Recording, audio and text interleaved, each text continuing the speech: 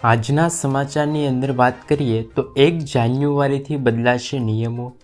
સૌપ્રથમ sim card વેચનારા જે sim વેચતા પહેલાં સરકારમાં રજીસ્ટર કરવાનું રહેશે।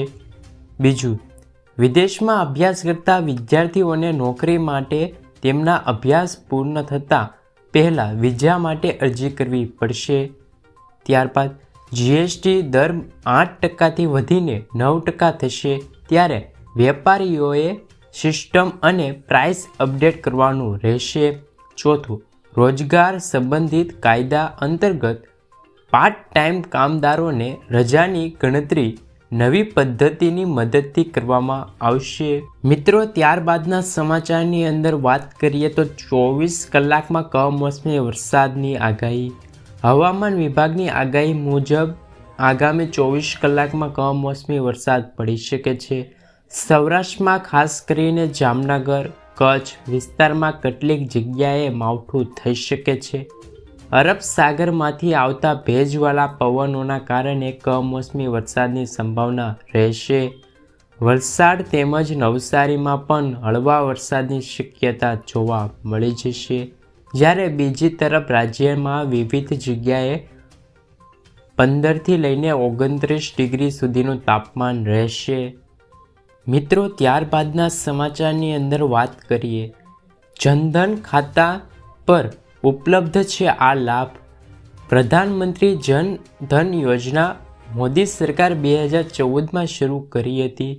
હાલમાં આ ખાતાની સંખ્યા 50 કરોડથી વધી ગઈ છે। સૌથી મોટી વાત એ છે કે આમાંથી 56% ખાતા મહિલાઓ દ્વારા ખોલવામાં આવ્યા છે। જનધન ખાતું છે તે 5 બેંકો દ્વારા 0 બેલેન્સ પર ખોલવામાં આવી જશે। ખાતું ખોલાવ્યા પછી તમને મફત રૂપે ડેબિટ કાર્ડ મળશે। આ ડેબિટ કાર્ડ પર તમને 2 લાખ રૂપિયાનો અકસ્માત વીમો પણ ઉપલબ્ધ છે। આ સિવાય ₹10,000 રૂપિયાની સુવિધા પણ તમને મળવા પાત્ર રહેશે। મિત્રો, ડુંગળી બાદ હવે લસણના ભાવમાં થયો છે વધારો।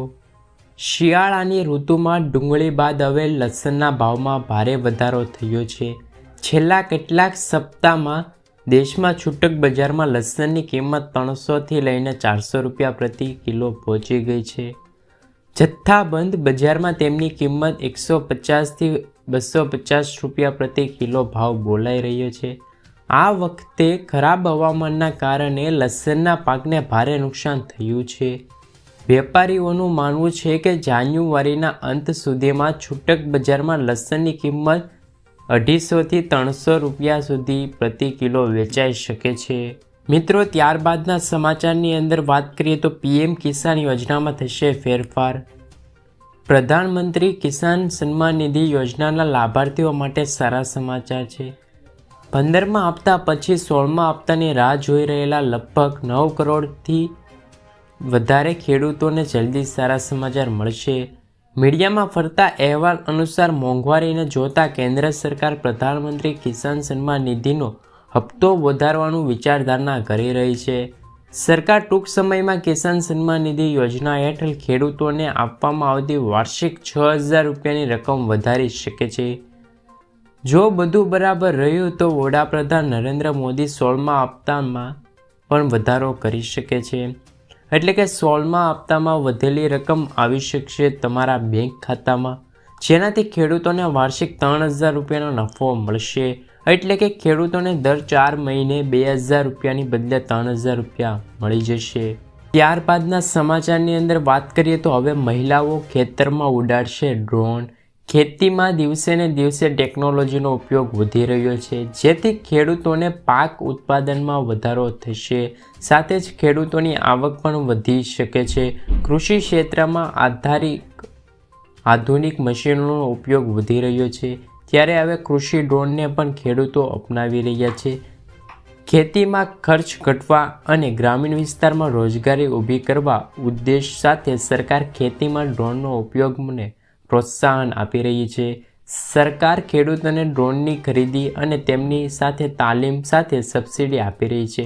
ખાતર કંપની IFFCO કૃષિ ડ્રોન ખરીદી રહી છે અને તે ગ્રામીણ વિસ્તારમાં પસંદ કરેલા ખેડૂતોને આપી રહી છે. તેનો ઉપયોગ ખાતર અને દવાના છંટકાવ માટે કરવામાં આવી જશે. મિત્રો, ત્યારબાદના સમાચારની અંદર વાત કરીએ તો દેશનું પ્રથમ લાયન સફારી પાર્ક. રાજકોટમાં દેશનું પ્રથમ લાયન સફારી પાર્ક બનાવવાનું છે. રાજકોટમાં મનપાની 33 હેક્ટર જગ્યામાં કુલ 30 કરોડના ખર્ચે સફારી પાર્ક બનશે. વર્ષ 2026 પહેલાં જીપીમાં બેસીને લોક સિંહ દર્શન કરશે. આજી ડેમ અને પ્રમુથ પાર્ક જૂના 13 સિંહમાંથી એક ગ્રુપને સફારી પાર્કમાં મૂકવામાં આવશે. ગીરના જંગલ જેવી આબોહવાને અનુરૂપ અલગ અલગ પ્રકારના વૃક્ષોનું પણ વાવેતર કરવામાં આવશે. ત્યારબાદ હવે ગૂગલને 5,823 કરોડ રૂપિયાને ચૂકવવા પડશે. સર્ચ એન્જિન ગૂગલ હવે 5,823 કરોડ રૂપિયા ચૂકવવા પડશે. મળતી માહિતી મુજબ ગૂગલ પ્લે સ્ટોર પર ઉપલબ્ધ એપ્સ માટે યુઝર પાસેથી વધુ પૈસા વસૂલવાનો આરોપ લાગવામાં આવ્યો છે. આ મામલે કંપનીને અમેરિકન કોર્ટમાં કેસ હારી ગઈ હતી. ત્યારે યુએસ કોર્ટના આદેશ બાદ હવે દરેક નાગરિકને ઓછામાં ઓછા $2 સેટલમેન્ટ મળશે. ઉલ્લેખનીય છે કે હવે ગૂગલે અમેરિકામાં $700 મિલિયન ભારતીય રૂપિયાને ગણીએ તો 558 કરોડ રૂપિયા ચૂકવવા પડશે. ત્યારબાદ કોરોનાના 322 નવા કેસ નોંધાયા છે. Minister of the health and family વેલફેરની વેબસાઇટ મુજબ દેશના છેલ્લા 24 કલાકમાં કોરોનાના 322 કેસ નોંધાયા છે, જેમાં કેરળ સૌથી વધુ 127 કેસ નોંધાયા છે. કર્ણાટકમાં 96, દિલ્હીમાં 16, તેલંગાણામાં 11, ગુજરાતમાં 10, ગોવામાં 8, આંધ્રપ્રદેશ અને તમિલનાડુમાં 6, છત્તીસગઢમાં 3, એમપી, ઓરિસ્સા, રાજસ્થાનમાં 1 કેસ નોંધાયા છે.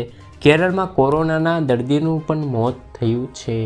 મિત્રો, ત્યારબાદના સમાચારની અંદર વાત કરીએ તો ઇલેક્ટ્રિક વાહનોમાં આવશે જમાનો. કેન્દ્રીય મંત્રી નીતિન ગડકરીએ જણાવ્યું કે વર્ષ 2030 સુધીમાં વાર્ષિક 1 કરોડ ઇલેક્ટ્રિક વાહનોનું વેચાણનું લક્ષ્ય મેળવવા કટિબદ્ધ છીએ. આ લક્ષ્ય મેળવવાની સાથે જ દેશના આશરે 5 કરોડ નોકરીઓને પણ સર્જન આપશે. હાલના સમયમાં ભારતમાં 37.54 લાખ EV વાહનોનું રજિસ્ટર થયું છે. પ્રદૂષિત વાહનોને હાઇબ્રિડ અને સંપૂર્ણ ઇલેક્ટ્રિક વાહનોમાં ફેરફાર કરવામાં આવશે. મિત્રો, ત્યારબાદના સમાચારની અંદર વાત કરીએ તો હવે વિકાસની રાજનીતિને લઈને સીએમનું મોટું નિવેદન. અમદાવાદમાં 20મી ન્યુરોલોજી કોન્ફરન્સમાં સીએમ ભૂપેન્દ્ર પટેલે જણાવ્યું કે અમે કહેતા હતા કે સામાન્ય માણસ ખાનગી હોસ્પિટલમાં જવાનું વિચારી શકતો નથી. પીએમ મોદીની 5 લાખની ગેરંટીના કારણે આયુષ્માન કાર્ડને લઈને વ્યક્તિ ખાનગી હોસ્પિટલને લઈને સારવાર જશે. ગુજરાતમાં ગ્રામ્ય સ્તરે મલ્ટી સ્પેશિયાલિટી હોસ્પિટલો તૈયાર કરવામાં આવી છે. વિકાસની રાજનીતિ ગ્રામ્ય વિસ્તારમાં સહિત દરેક વ્યક્તિ સુધી પહોંચી શકશે. મિત્રો, ત્યારબાદના અને આજના અંતિમ સમાચારની અંદર વાત કરીએ તો ગિફ્ટ સિટીનો વિસ્તાર વધશે. દારૂની છુટ્ટી બાદ ગિફ્ટ સિટી બાબતે વધુ એક નિર્ણય લેવાયો છે. તેના વધુ વિકાસ માટે ગાંધીનગરમાં 4 તાલુકાના સમાવેશ કરવામાં આવ્યો છે. હાલમાં 35 હેક્ટર આકાર પામેલા ગિફ્ટ સિટી વધારીને 157 હેક્ટર સુધી ફેલાવવામાં આવે તેવો નિર્ણય લેવામાં આવ્યો છે. એક રિપોર્ટ મુજબ